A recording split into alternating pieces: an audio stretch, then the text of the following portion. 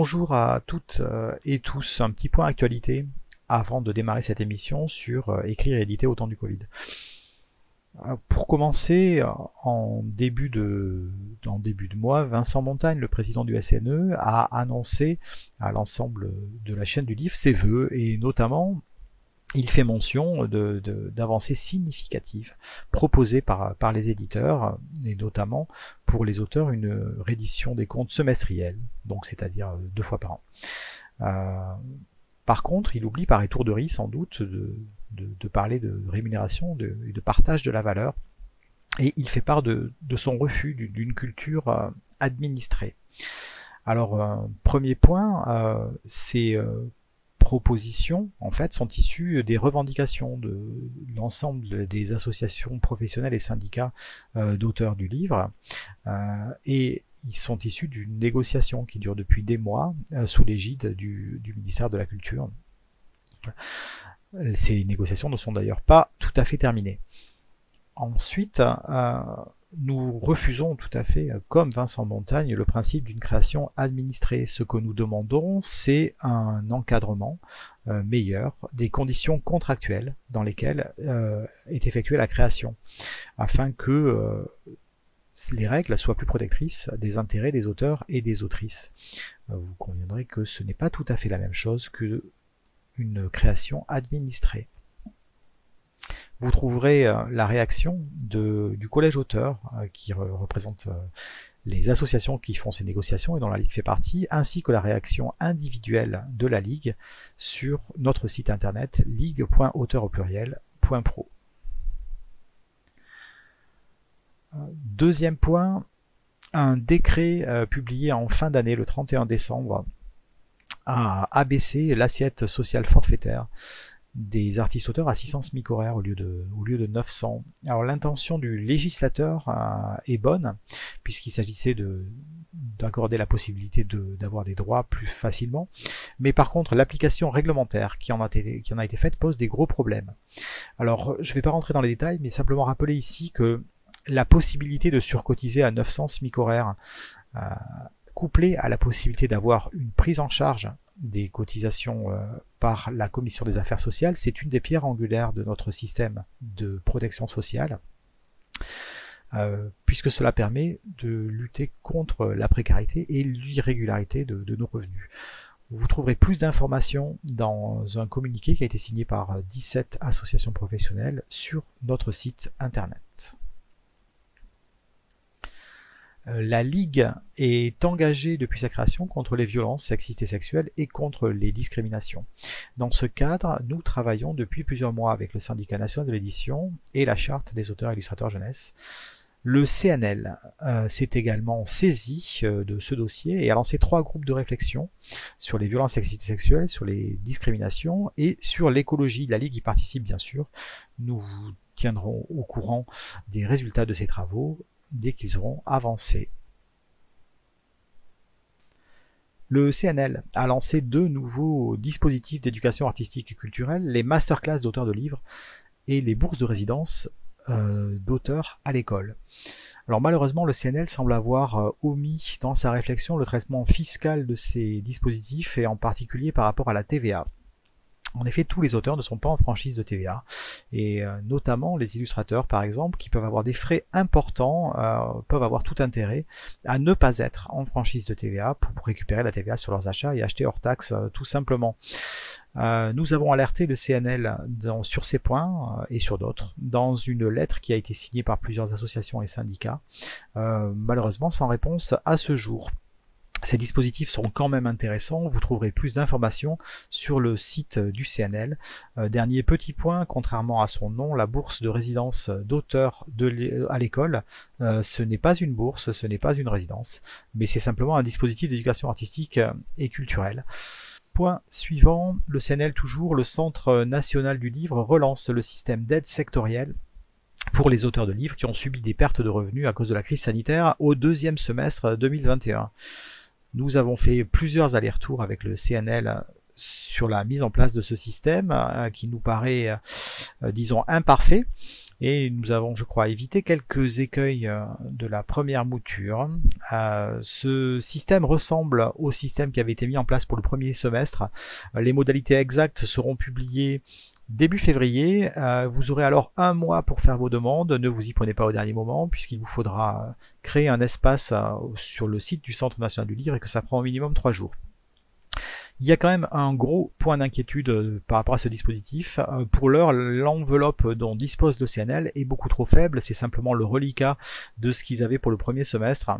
C'est-à-dire, et ce sera pas a priori du tout suffisant pour le deuxième semestre, puisque notamment il n'y a plus de fonds de solidarité.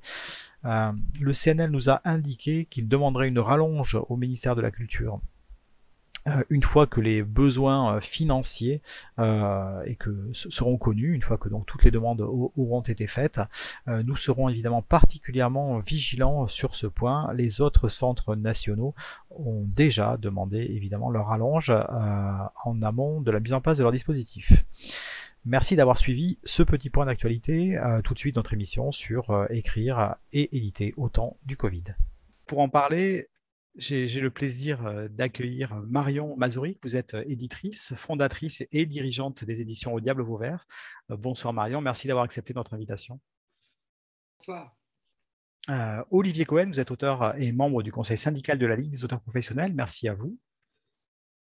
Bonsoir. Et enfin Pierre Nocerino, docteur en sociologie et auteur d'une thèse sur le travail des dessinateurs de bande dessinée. Bonsoir Pierre. Bonsoir. Alors Pierre, vous êtes en ce moment en train de réaliser une enquête de terrain dont les résultats devraient être publiés prochainement. Est-ce que vous pourriez nous en dire quelques mots, notamment sur la méthodologie, les premières hypothèses? Oui, alors c'est une enquête collective, donc je ne suis pas tout seul à être dedans, on est une vingtaine de sociologues impliqués. L'objectif de cette enquête, c'est un peu de faire le point sur quel a été l'impact concret de la pandémie actuelle sur une grande variété de professions. Donc l'objectif, c'est d'un peu avoir un panorama de la société française en allant voir des professions très différentes les unes des autres, donc que ce soit des professions dites manuelles, intellectuelles, des professions qui sont plutôt du secteur privé, d'autres du secteur public, etc. Donc voilà, on va avoir des médecins, des gardiens de prison, des agents de la voirie, enfin bref, on a vraiment des professions très différentes et parmi celles-ci, on a aussi un pôle profession artistique dont j'ai plutôt la charge étant donné mes intérêts, donc qui ont permis de rencontrer donc, des auteurs, autrices, éditeurs, éditrices, des intermittents du spectacle, etc. Donc l'objectif de cette enquête, donc, c'est déjà d'avoir une idée de comment la société française a réagi concrètement à cette situation inédite, comment est-ce que ça a entraîné des réorganisations du travail, mais aussi, surtout même, l'objectif de notre enquête, c'est de voir qu'est-ce que ça a changé par rapport aux attitudes politiques de ces différentes professions, avec cette idée que peut-être cette épreuve que tout le monde a rencontrée au même moment avait peut-être exacerbé des manières d'appréhender les problèmes que l'on rencontre, et peut-être que ça avait aussi changé donc des pratiques politiques, que ce soit en termes de mobilisation ou de vote. On avait quand même à l'idée le fait qu'il y ait des échéances électorales qui étaient proches.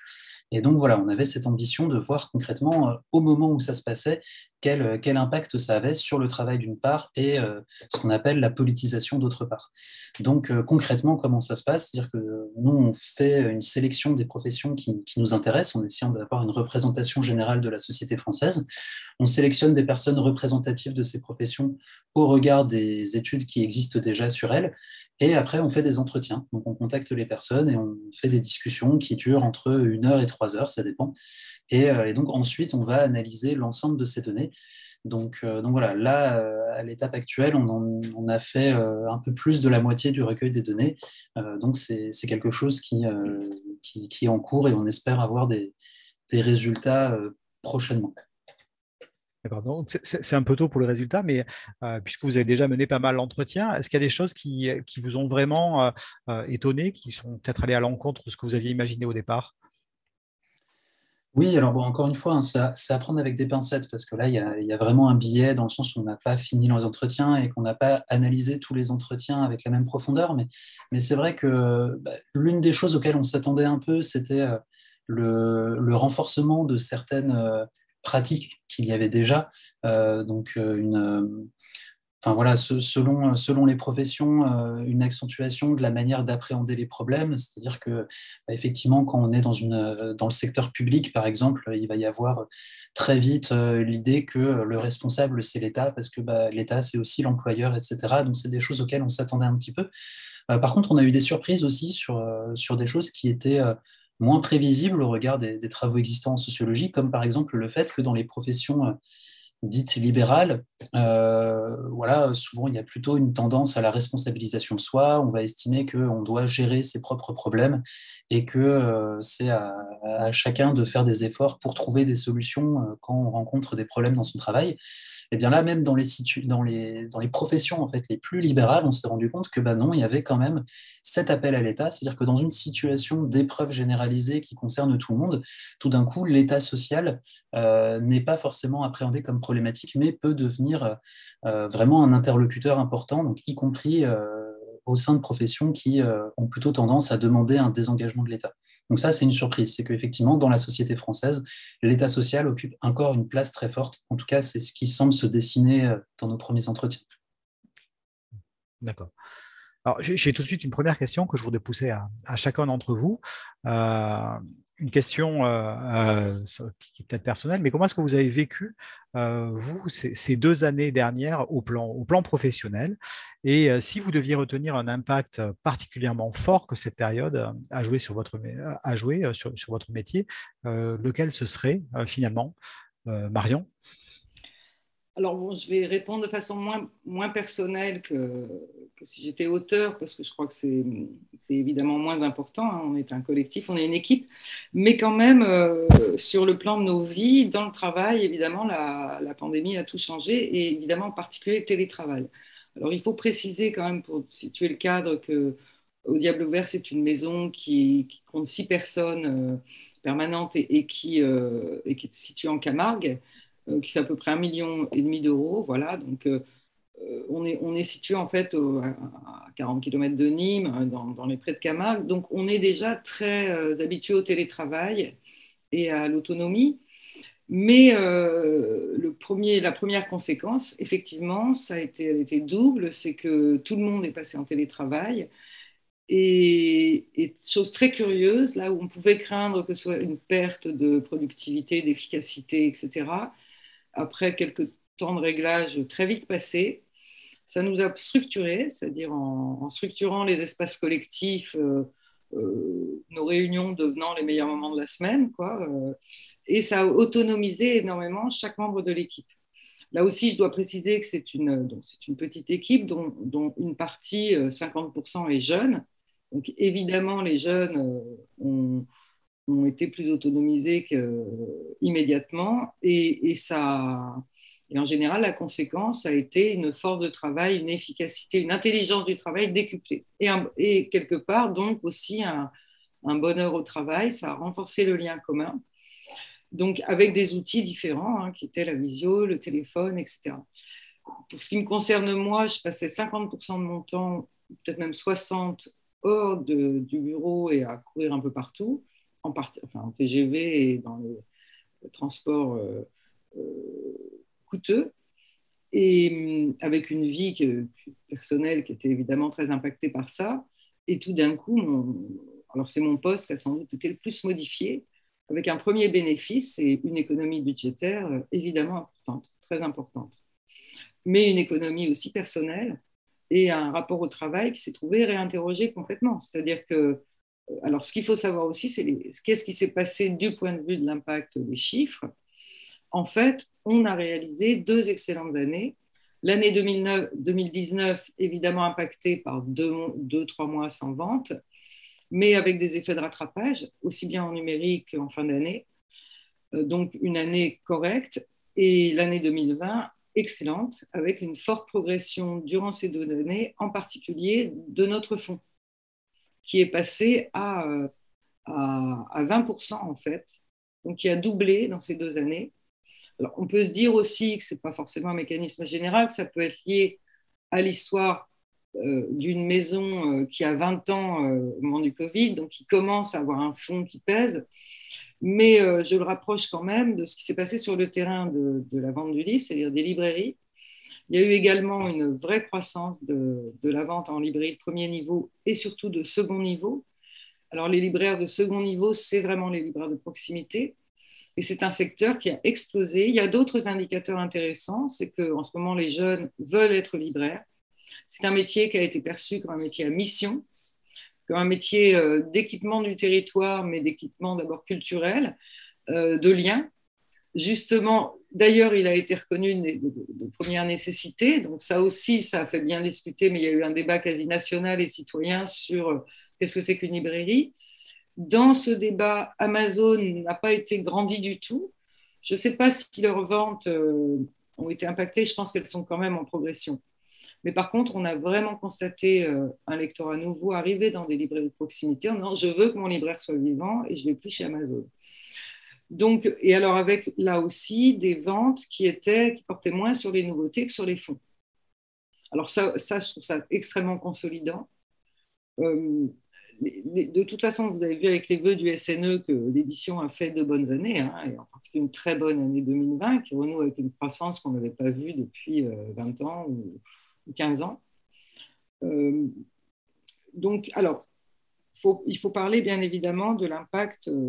Donc, l'impact sur la maison, il a été, on fait du coup un bon bilan parce qu'on a fait énormément d'économies et il nous a permis d'interroger des choses qu'on n'aurait jamais interrogées sinon ou très mollement, et en particulier les tournées promotionnelles, qui sont un temps pris pour l'auteur gratuit. Il ne faut pas l'oublier, même si, alors nous, on est un éditeur qui prend bien sûr en charge tous les déplacements et tout ça. Je sais que dans la BD, c'est un truc d'ailleurs scandaleux, je ne comprends pas que, enfin, bref. Donc, bien sûr, on prend en charge les déplacements des auteurs, hein, c'est évident. Mais enfin, l'auteur n'est quand même pas rétribué. Or, il passe un temps considérable en promo, pendant lequel il ne travaille pas. Et puis, pour nous, l'éditeur, le producteur, évidemment, l'impact est très important. Donc, on a économisé tous les budgets promo avec des ventes en augmentation et un fonds en augmentation. Donc, si vous voulez, on n'aurait jamais osé faire ça. Je parlais de mon temps de travail. Moi aussi, évidemment, dans mon temps de travail, il y a toute une série de choses que je faisais qui étaient inutiles, qui s'avèrent inutiles. Et en particulier, aller à Paris.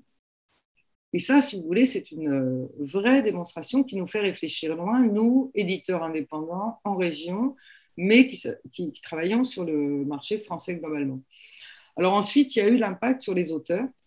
Bon, l'impact sur les auteurs, il a été immédiat. On sait tous que les auteurs de l'écrit, chez nous, sont très précaires. On n'a pas une composition sociologique.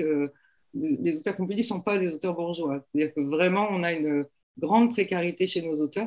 Et on a installé depuis longtemps des systèmes de mensualisation, des contrats, d'ailleurs, bien avant que les auteurs revendiquent des contrats justes.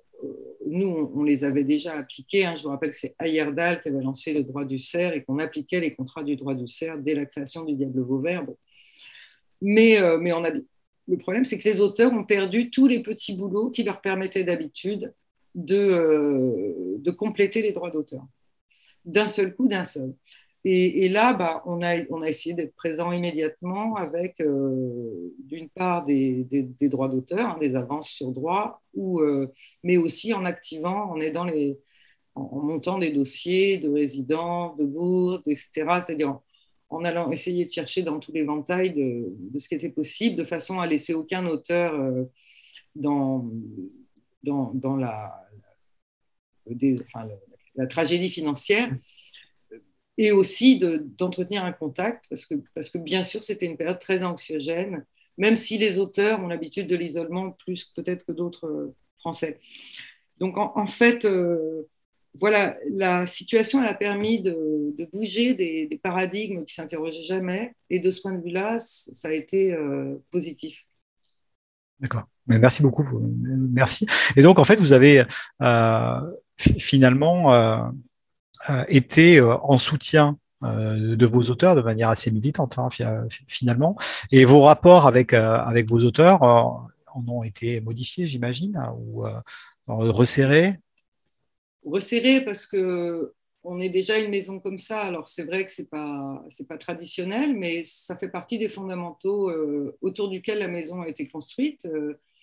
Donc c'est une maison qui suit ses auteurs, qui fait du fond, qui ne saute pas sur tous les coups, qui nous, un one-shot, même s'il marche, c'est un peu du travail perdu. Donc on est vraiment dans ce travail éditorial de construction d'un catalogue. Donc le lien était déjà fort. Effectivement, il a été resserré. Et oui, il a été très resserré, même très resserré. Ben, évidemment, il y a de la gratitude. C'était pas que le lien financier, hein, c'était aussi le lien moral. Par exemple, je pense que la période a été... On dit un écrivain, c'est pas très grave le confinement parce que de toute façon, il est habitué à être enfermé chez lui. C'est vrai. Non, mais c'est vrai qu'un écrivain peut occuper son temps seul. Et d'ailleurs, on en a beaucoup qui sont naturellement confinés, de Clermont-Ferrand à n'importe où, dans le Limousin, etc. Par contre, être dans l'angoisse de comment je vais passer le mois prochain, comment je vais payer la réparation de ma bagnole, comment je paye mon loyer, ça fait écrire personne, quoi. Sans compter la situation anxiogène, sociale, qui faisait que les 6 premiers mois, on avait du mal à lire, on avait forcément du mal à écrire et à penser. Donc, je pense que le lien, il était, bon, bien sûr financier, mais aussi... et d'ailleurs, la première chose qu'on a faite dès qu'on a pu, c'est une fête où on s'est réunis dans nos prés tous, parce qu'on avait besoin de ce temps. Et effectivement, le lien, ça l'a consolidé, oui, je crois. Mais il était déjà très présent. Alors, pour justement parler des auteurs, Olivier, je vais vous poser la même question. Comment est-ce que professionnellement vous avez vécu ces 2 années et qu'est-ce que vous retiendrez comme impact particulièrement fort? Alors moi, je voudrais te parler plutôt de la crise morale. Pour moi, la chose la plus importante que j'ai pu vivre durant ces 2 ans. Le confinement, la crise sanitaire, finalement, quelque part, c'est un épiphénomène très violent, très dur, mais l'histoire en est remplie et on pouvait s'y adapter, y penser et même l'utiliser pour nos écrits, sauf qu'on ne l'a pas fait. Et aujourd'hui, on entend énormément de critiques, d'apostrophes. Où étaient les artistes? Où étaient-ils lors de la crise des Gilets jaunes, lors de la crise des soignants, de la crise des enseignants, des retraités? Et puis maintenant, toutes les problématiques qu'on est en train de vivre avec ces lois liberticides qui posent problème, avec de la discrimination. C'est-à-dire qu'on n'est pas là. Et alors, pourquoi on n'est pas là? Finalement, c'est peut-être justement à cause de nos problèmes financiers. Nous sommes tellement fragiles que nous devons produire. Nous devons quelque part plaire, et ça, on ne l'a jamais vu autant que maintenant. On doit rester dans certains cadres par moment, on ne peut pas tout se permettre. Mais qu'est-ce que ça veut dire? Pourquoi on écrit? À qui on écrit? De quoi on écrit? Comment on se situe dans notre époque, dans notre histoire? Et là, je pense qu'il y a vraiment une réflexion à mener, et cette réflexion est indissociable avec une lutte pour des meilleures rémunérations.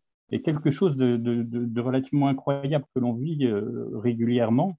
Alors, je prends quelques exemples personnels, c'était assez étonnant. Je faisais donc une grosse production, texte que j'avais rédigé, et finalement, les présentations sont annulées. On décide de faire des répétitions publiques pour éviter un certain nombre de problèmes, et même policiers finalement. Et je me retrouve très simplement à être le seul qui n'est pas payé. C'est-à-dire que tout le personnel technique, tous les artistes ont été payés avec les dispositifs qui étaient mis en place, mais pas moi.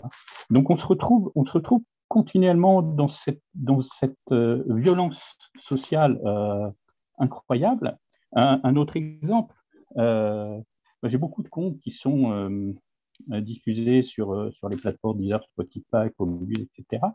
Et finalement, on se rend compte que quand il y avait du physique, autrement dit, quand il y avait de l'imprimerie, il y avait un distributeur, il y avait du transport, il y avait de la revente, on touchait un peu d'argent, et que là, maintenant, où il n'y a plus rien, on n'en touche plus. C'est-à-dire que notre production ne compte plus. Donc, on est dans une telle fragilité qu'on ne peut plus faire. C'est ce qui m'a marqué. On ne peut plus se positionner. Et aussi, on doit tout le temps produire. On parlait des petits boulots tout à l'heure. C'est vrai, on doit multiplier les petits boulots, on doit multiplier les écritures. Alors parfois, c'est la question de la nécessité de l'écriture se pose. Et toute cette crise m'a beaucoup fait réfléchir à ça. Et je n'en suis pas encore remis, pour être sincère. Merci de ce témoignage, Olivier. Pierre, est-ce qu'il y aurait aussi de votre côté une réflexion par rapport à ces 2 années au plan professionnel, puisque vous écrivez aussi? Oui, alors moi, personnellement, par rapport à moi, mes propres travaux, c'est ça? Ouais. Oui, alors en fait, il s'avère que moi, le confinement a débuté quand j'étais effectivement à un moment où où l'isolement était de rigueur. Donc voilà, en fait, finalement, c'est assez proche de ce qui a pu être décrit par Marion et Olivier, c'est-à-dire que voilà, il y a à la fois des aspects positifs qui font que j'ai pu me concentrer sur l'écriture parce que j'étais beaucoup moins sollicité pour aller à des colloques, donner des enseignements, etc. Toutes des tâches qui, comme les auteurs que je dois assurer dans l'espoir un jour peut-être d'être recruté dans l'enseignement supérieur. Et en même temps, c'est vrai que je me suis rendu compte que finalement, cette période, elle était difficile dans le sens où je devais me reposer sur des relations que j'avais déjà établies. Finalement, c'est quelque chose que je trouve intéressant aussi dans ce que Marine disait, c'est-à-dire que au Diable Vauvert, ça fonctionnait parce qu'il y avait déjà une équipe fortement intégrée avec des relations de solidarité très fortes. Moi, dans mon cas, j'ai pu en bénéficier en tant que chercheur parce que je suis très inscrit dans mon laboratoire. C'est pas forcément le cas de tout le monde. Et dans des métiers, que ce soit les métiers artistiques ou les métiers de la recherche, qui sont très proches sur plein d'aspects, c'est extrêmement difficile en fait d'avoir cette intégration dans une communauté de métiers, dans une communauté professionnelle. Et donc pour moi, ça a été ça en fait l'enjeu du confinement, ça a été de redéployer des formes de solidarité au sein de la profession, avec le risque qui était d'oublier ceux qui étaient en train de commencer leur travail d'intégration dans cette profession. Donc que ça soit pour les artistes-auteurs, ceux qui ont lancé en fait leur premier projet ou qui espéraient se lancer au moment où tout s'est arrêté, et dans le milieu de la recherche, de la même manière, ceux qui étaient au début de leur recherche, qui n'ont pas pu faire leurs enquêtes, etc. Donc finalement, les difficultés sont vraiment très similaires. Ce que je retiens aussi des 2 interventions précédentes, c'est le fait que, effectivement, par contre, l'avantage, c'est que cette situation était tellement différente des autres par son ampleur, par sa durée. Le fait qu'elle dure aussi longtemps aussi, c'est quelque chose qui a des impacts encore aujourd'hui. C'est tellement inédit que ça oblige d'une certaine manière, en tout cas, ça ouvre la porte à des nouvelles réflexions. En sociologie, on dit que ça fait épreuve, c'est-à-dire que ça remet en cause en fait tout ce que l'on prend comme étant naturel, comme évident. Et donc effectivement, cette situation, ça nous a permis à remettre en cause ces évidences, à dénaturaliser la réalité qui nous entoure et peut-être envisager d'autres manières de faire. Et c'est pour ça qu'en tant que tel, il peut y avoir des aspects positifs de mon analyse par rapport à mon expérience personnelle et à ce que j'ai pu faire par mon enquête. Je vois qu'effectivement, il y a eu des effets très négatifs, notamment pour les franges de population peu intégrées dans leur métier professionnel, que ce soit ceux qui commencent leur activité, ceux qui sont dans une situation de forte précarité, etc. Mais par contre, effectivement, c'est aussi l'occasion d'une réflexion collective dans certaines professions. Et par contre, ça pose la question de quelles sont les professions qui n'ont pas pu développer cette réflexion collective et pourquoi, surtout. Et là, j'ai pas de réponse malheureusement encore. On va espérer que ça vienne. Cette question sur interroger ce qu'on estime acquis, je trouve que c'est vraiment très intéressant. Je vais rebondir un petit peu, Marion, sur ce que vous disiez tout à l'heure, sur le fait qu'en fait, votre fond en fait, qui est considéré comme une charge. En fait, votre fonds a progressé et que c'est du coup une assise finalement assez solide. C'est quand même quelque chose qui est complètement à rebours de cette espèce de machine de production et de publication qui est devenue le monde du livre aujourd'hui. Hein. Quand certains estiment que la durée de vie d'un nouveau livre, c'est 3 semaines, parce qu'après il est parti et qu'il doit être remplacé, il fera des trajets dans des camions, partira au pilon et on va le remplacer. Je crois que voilà, il y a peut-être quelque chose, espérons que quelque chose de vertueux pourra sortir de ça. C'est peut-être un vœu pieux, mais en tout cas, il y a un peu d'espoir. Ce qui est compliqué, si vous voulez, c'est que on n'échappe pas en ce moment à une logique qui est la logique de notre société capitaliste, hein, de concentration terrible. C'est-à-dire qu'en fait, on est aussi dans la période où il y a sans doute le moins de... On doit être une trentaine d'indépendants qui pèsent un peu en France. Je ne sais pas, mais enfin, disons, sans compter l'édition technique que je connais moins bien, disons. Enfin bon, on est très peu nombreux. Et quelque part, ça se réduit toujours au moment des passations, enfin des transmissions d'entreprises. Hein. Donc, il y a eu des créations, les entreprises qui se créent sont de plus en plus avalées par des groupes au sens où elles sont intégrées dans un processus de production globalisé. Ce qui n'est pas notre cas au Diable, on est une unité de production en Camargue, on est vraiment seul et indépendant.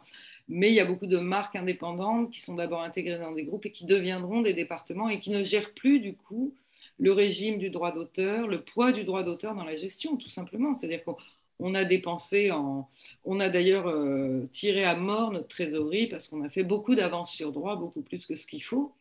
Et ça, c'est un choix de gestion que vous ne verrez jamais dans un groupe parce que quelque part, on peut se mettre en danger pour ça, mais on a l'habitude du danger, on est en danger depuis 20 ans, donc ça ne nous pose pas de problème, mais jamais un groupe peut faire ça.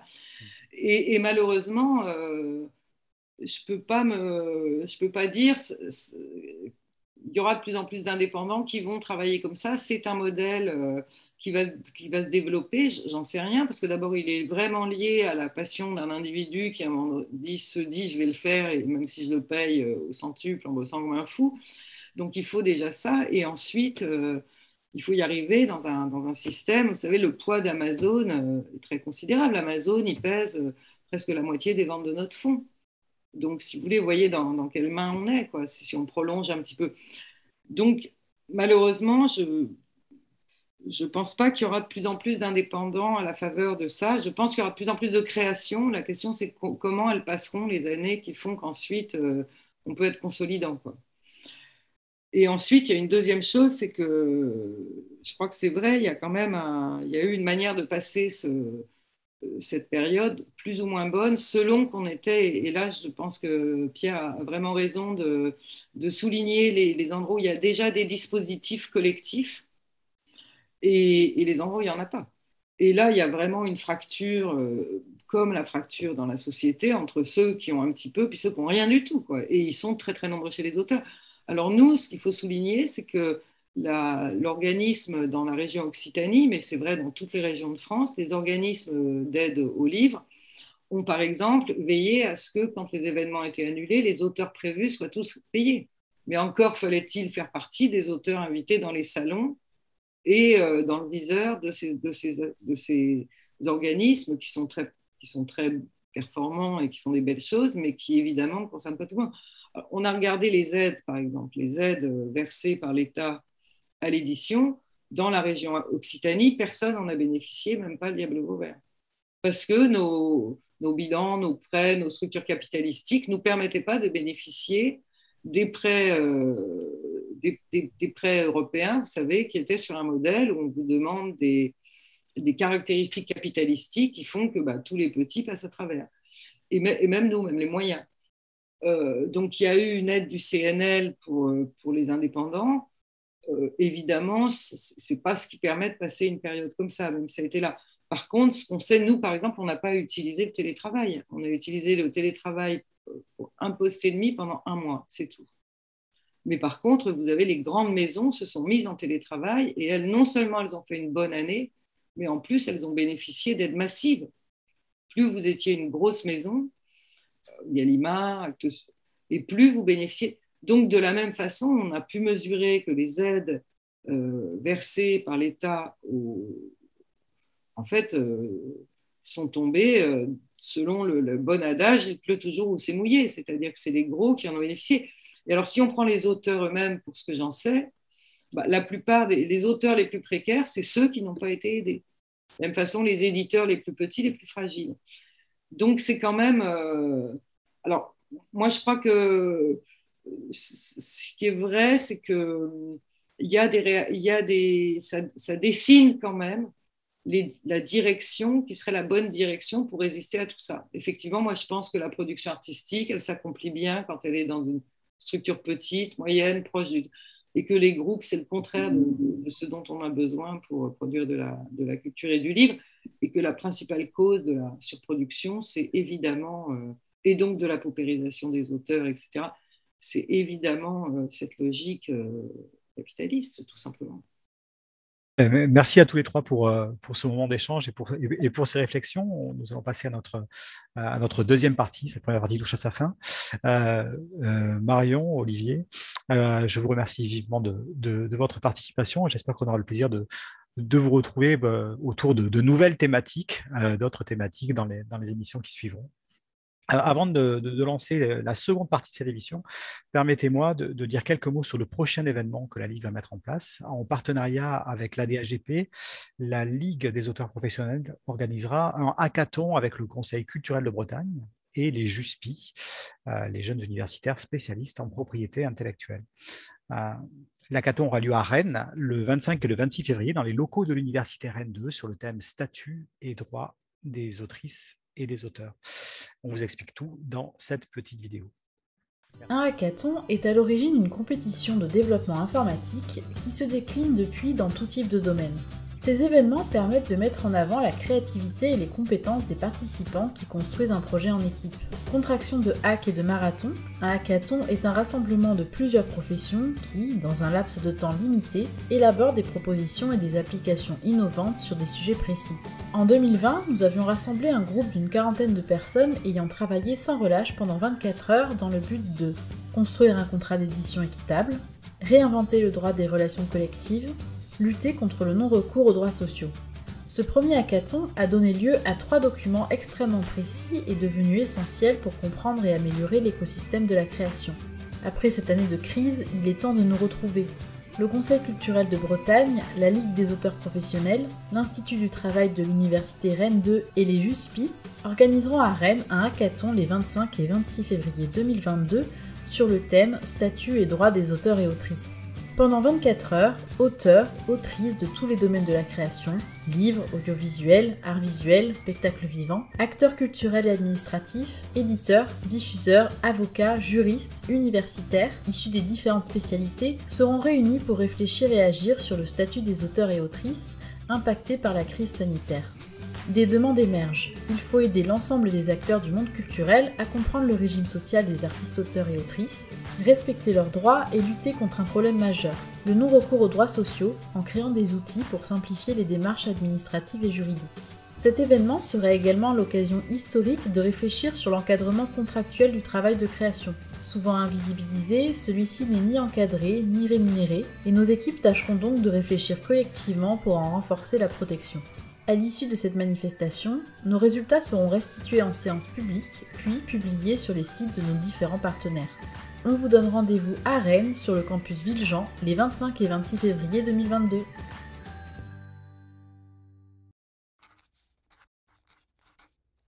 Alors, place à notre deuxième partie. Nous accueillons 2 nouveaux invités. Sophie Duette, vous êtes autrice et une autrice très engagée en tant que membre du conseil syndical de la Ligue des auteurs professionnels. Merci de votre présence. Je t'en prie, tu peux même me tutoyer.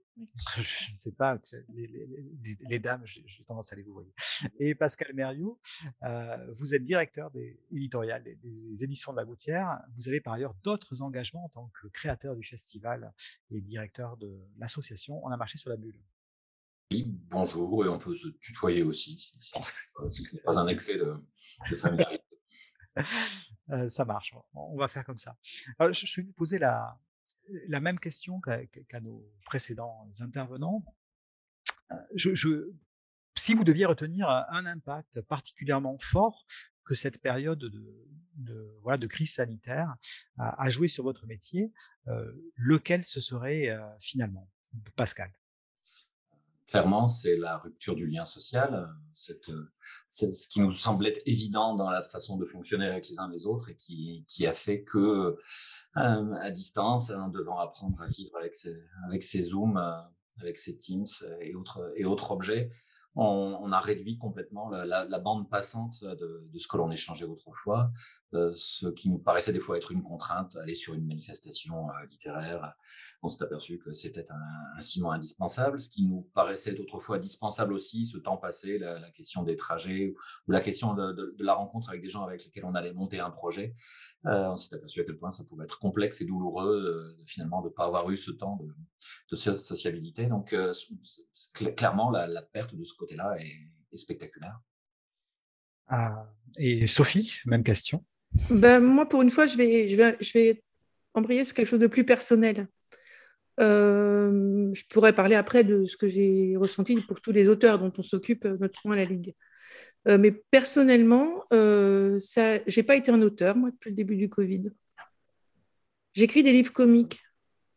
25 ans que j'écris des livres comiques. Désolée, pas du tout envie de rigoler, mais vraiment pas envie de rigoler. Alors, j'ai fait quelques livres qui étaient commencés, un livre qui était commencé, parce que c'était plus facile je savais où j'allais, voilà. J'ai fait un livre parce que l'illustratrice, avec tous les projets annulés, n'avait plus rien à faire. Une panique totale, avec 2 gamines, super. Et donc là, je me suis obligée, j'avais jamais vécu ça, obligée à écrire pour qu'elle ait du taf.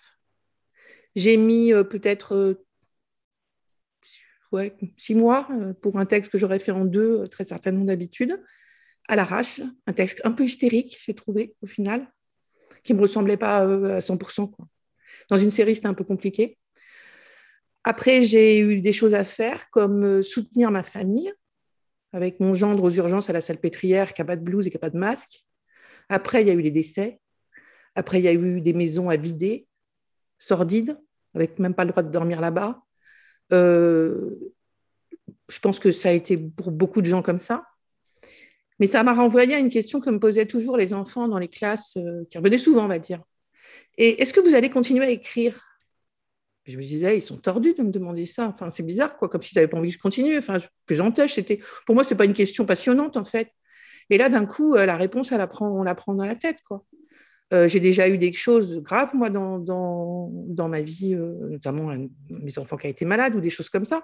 Ça m'a perturbée pendant un temps, mais ça ne m'a pas empêché d'écrire à ce point. Plus rien ne servait à rien. C'est surtout plus l'envie de rire. Je pense que c'était vraiment ça, quoi. On prend sur soi pour faire rire les autres, même quand on est mal. Ça, c'est mon truc. Mais là, on était au-delà de ça, quoi. Merci de ce témoignage, Sophie. À titre personnel, je ne sais pas si ça a été ton cas, mais moi, j'ai vraiment vécu les 2 périodes de confinement de manière assez différente, finalement. La première, c'était très compliqué de travailler parce que tout le monde était à la maison, les enfants, il fallait se partager les ordinateurs, c'était un bordel pas possible.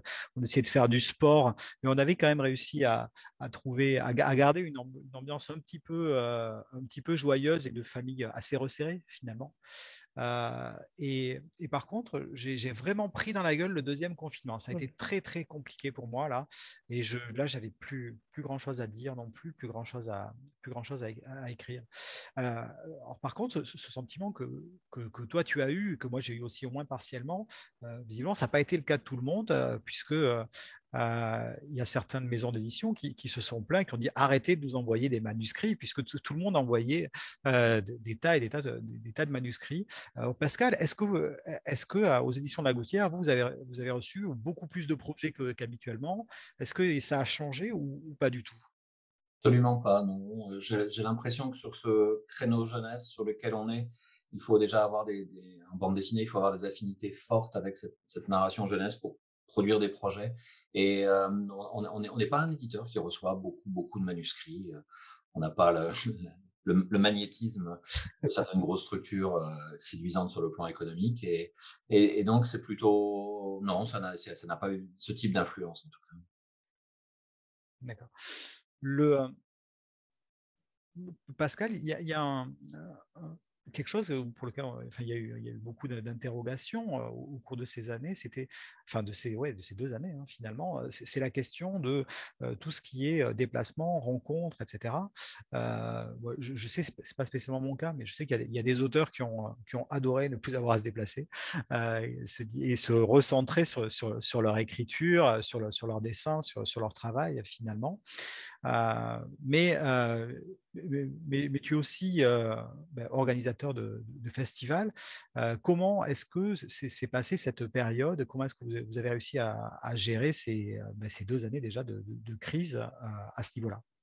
Sur la question du déplacement, mal, mal en étant amené du côté de l'organisateur à annuler des choses, en se retrouvant donc, on en a déjà parlé dans cette étrangeté du sens, qui se retrouve aussi chez nous du côté de l'organisation de la manifestation.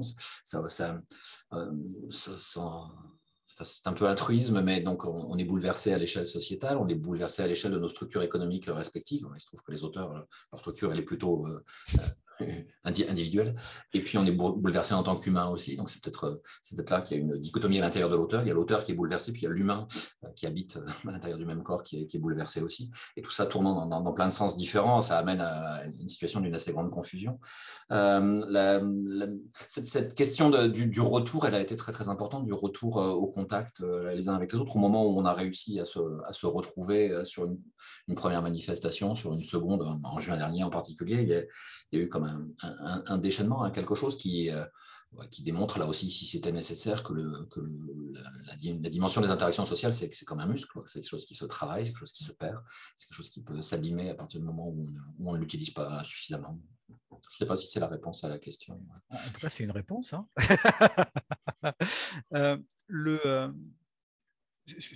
Au-delà de la question, toutes ces questions sur comment est-ce qu'on écrit, est-ce qu'on y arrive, etc., il y a aussi la question de comment est-ce que les pouvoirs publics sont venus en aide aux auteurs, aux autrices, aux différents maillons de la chaîne du livre, aux éditeurs et aux festivals également. Pierre, est-ce que cet aspect-là, j'imagine qu'il a été abordé dans votre enquête. Et qu'est-ce que vous avez comme retour à ce niveau-là? Effectivement, en fait, la place de l'État, elle a été centrale. Alors déjà, parce que pour rebondir un petit peu là, sur les interventions de Pascal et Sophie, c'est vrai que dans le milieu artistique, il faut savoir que ce sont des milieux où l'apprentissage du métier et l'inscription dans le métier passent essentiellement par des relations informelles. Et le fait que tout d'un coup, ces relations sont limitées, confinées. Déjà, le confinement est difficile pour tout le monde, d'une manière générale, mais là, c'était peut-être encore plus important. C'est-à-dire que il y avait tous les moments de discussion, de transmission, qui ont l'air d'être des moments complètement dispensables, comme disait Pascal, en fait, ne le sont pas du tout et sont vraiment centrales dans l'inscription du métier. Donc voilà, il y a eu cette première chose qui était compliquée à gérer et à laquelle s'ajoutaient en plus des difficultés financières liées à l'isolement. Le fait qu'une grande partie des rémunérations des auteurs soient constituées de ce qu'on appelle les revenus accessoires, donc les interventions au festival, etc., que tout ça s'arrête d'un coup d'un seul, obligeait d'une certaine manière à trouver des solutions. Et ce qui a été finalement assez incroyable, c'est le fait que très vite, les représentants des artistes-auteurs se sont mobilisés pour faire appel à l'État et demander une aide pour faire face à cette situation exceptionnelle. Alors effectivement, ça ne permettait pas de résoudre le problème des relations interpersonnelles. Ça s'est géré au gré des relations. Mais en tout cas, c'est vrai qu'il y a eu cette innovation, on va dire, que de mettre en place une aide en tout cas d'essayer de faire en sorte que cette aide soit la plus systématique que possible envers les artistes-auteurs. Alors évidemment, on peut largement critiquer la manière dont ça a été mis en place, voilà, toutes les difficultés qu'il y a eu pour que les artistes-auteurs aient accès à cette aide, mais c'est vrai que c'est quelque chose d'assez exceptionnel, et surtout, pour rebondir un petit peu sur les discussions qu'on avait eues dans la première partie de l'émission, ça a fait sauter en fait une idée selon laquelle l'État n'avait pas forcément à aider une profession artistique dans son ensemble. Il y avait toujours des aides très individualisées sur des bourses à la création, etc. Mais là, tout d'un coup, l'État intervenait massivement dans le soutien de l'ensemble de professions artistiques. Et là, ça, c'est quelque chose de véritablement impressionnant, en tout cas. Et c'est aussi ça témoigne d'une vitalité aussi de ces métiers comme étant des professions organisées capables d'avoir des revendications collectives. Oui, à ce propos-là, Sophie, la Ligue notamment et l'intersyndicale artistes-auteurs a beaucoup travaillé pour que les auteurs et les autrices puissent avoir accès au fonds de solidarité, comme un peu l'ensemble des professions. Est-ce que toi tu as été au contact de beaucoup d'auteurs qui ont fait pas mal de demandes, etc. Oui, alors on a des. Donc déjà, je voudrais dire que ça a été à l'arrache quand même, hein. Des discussions avec des inspecteurs généraux au téléphone. Faites-vous raccrocher au décret. Enfin, c'est incroyable. Hein. Bon. Après, c'était parfaitement inadapté dans la forme. Par exemple, ça a été le moment où on prenait en compte les premiers mois, là, les mars, avril, etc. Oui, ben, nous recevions des droits d'auteur, nous, à ce moment-là. C'est le début des droits d'auteur de l'année d'avant. Hein, il a arrêté des comptes à décembre de l'année d'avant, 2018. Les plus cools commencent à nous verser des droits d'auteur à cette période-là. Ben, forcément, il n'y a pas de baisse de chiffre d'affaires, sauf que c'est du droit d'auteur de l'année d'avant. Au Québec, ils ont fait la différence. Hein. On ne comptait pas ce qu'ils appellent les redevances. Bon, il y a eu ça. Il y a eu, après, quand c'est devenu beaucoup plus important l'année d'après, c'est-à-dire parce que c'était plafonné à 1 500 € quand même, hein, restons calmes. Hein. Donc, je ne sais pas, mais ça ne correspond pas nécessairement aux revenus quand même. Hein. Là-dessus, après, ça a été déplafonné. Enfin, déplafonné, ça a été plafonné à 10 000 €. Donc là, il y avait de la marge. Hein. Sauf que c'est tellement aléatoire nos revenus que c'est un peu le loto, quoi. Moi, j'ai eu plein de mois où j'avais rien, et puis un mois où j'avais eu 8 000 €, c'était l'année en 2019, parce que c'était plein de droits d'auteur groupés, et là, j'avais rien. Ah, super, 8 000 €. Et c'était n'importe quoi, c'était pas du tout un calcul juste, quoi. Bon, alors donc, ça donne quoi? Ça donne qu'il y a des auteurs qui sont bien tirés avec des cas de figure comme ça, et puis il y a des auteurs qui n'ont rien eu, avec les mêmes pertes, etc., quasiment les mêmes revenus, les mêmes pertes, mais pas positionnés pareil dans l'année, et donc ils n'ont rien eu. Et après, je tiens à dire, j'ai entendu plusieurs fois un truc extraordinaire. J'ai entendu des auteurs dire « je ne les ai pas demandés ». J'ai dit « pourquoi ?» Oh, bah quand même, ça allait. Et là, ça m'a beaucoup choquée. Parce qu'autant on revendique pour que on tienne compte de nous en tant que profession, mais il faudrait que nous-mêmes, on y pense en tant que profession. Et c'était vraiment... Alors après, juste un petit mot, je vais essayer de faire plus vite, sur ce qu'au départ, on nous a annoncé comme des aides complémentaires. Quand on dit complémentaire, c'est bien qu'on ajoute quelque chose qui existe. Donc l'aide qui est passée du ministère par le CNL, qui a atterri d'abord à la SGDL, qui d'un seul coup s'est affichée dans le règlement comme une aide pas du tout complémentaire, vous ne pouviez pas l'avoir si vous aviez eu l'autre. Donc la notion de complémentaire, elle m'a un petit peu échappé. Là, par exemple, il aurait fallu que je calcule avec les revenus de mon mari, quelque chose d'absolument complètement ancestral. C'était plus l'auteur, c'était l'auteur dans son couple. Hein, des choses, mais qui ne sont vraiment pas nettes. Après ça, c'est repassé au CELED complémentaire, qui n'est toujours pas complémentaire, et repassé directement géré par le CNL. Et là, je n'y ai pas eu droit non plus. Et pourtant, je promets que j'ai passé au moins 2 jours à essayer de remplir cette chose. Mais je ne suis pas sûre d'avoir tout compris.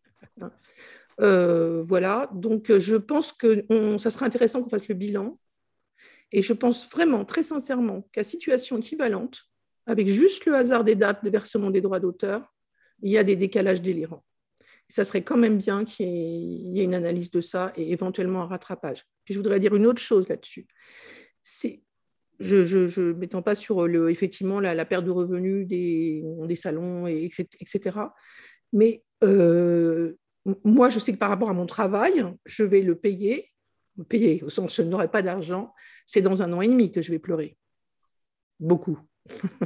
Bon, et là, ça aura... Bon, j'espère qu'une chose, c'est qu'il n'y aura plus de Covid, il n'y aura plus rien. Mais et là ça échappera à tout le monde, ça. Hein. Ça aura compté dans un sens, mais pas dans l'autre. Oui, c'est clair que l'impact sur le décalage de vente, l'impact sur des annulations ou des reports de livres, tout ça, c'est quelque chose qui va être dilué dans le temps et qui va impacter les auteurs. Voilà. Alors là, c'est pareil, mais il y a une grande injustice. Pardon, hein, il y a une grande injustice. Enfin, c'est pas du tout. Tous les auteurs n'ont pas été traités de la même manière. Bon, moi, je sais que pour les sorties, j'ai eu des reports. Hein. Ça pose le problème quand même du traitement des livres Covid. Parce que l'exploitation commerciale, elle aurait vraiment mérité qu'on remette une focale là-dessus. Ah, bah oui, c'était dur de sortir à ce moment-là. Bah, et alors, relancez-le, remettez-le en office. Il y a un moment, chacun son job. Donc, il y a ça. Mais sur des auteurs où il y a moins d'engagement, parce que les éditeurs les connaissaient moins, ou peut-être certains éditeurs se sont plus ou moins permis, je ne sais pas. Il y a notamment des jeunes auteurs qui avaient signé, on peut imaginer l'impact pour eux. Hein. Ils avaient signé, ils étaient contents, etc. Et blâme. Donc, le Covid, peut-être des soucis, plus ça encore. Et là, c'est carrément annulé. Et il y en a qui n'ont pas été reportés. Ouais.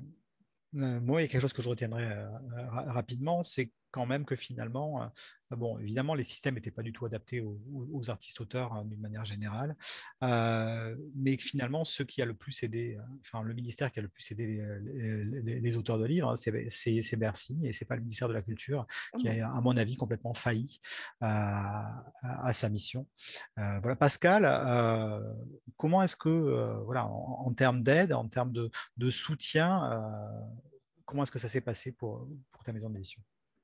Du côté économique, sous la première année, ça a été l'histoire des 1005. Donc là aussi, c'est à ça que c'était plafonné.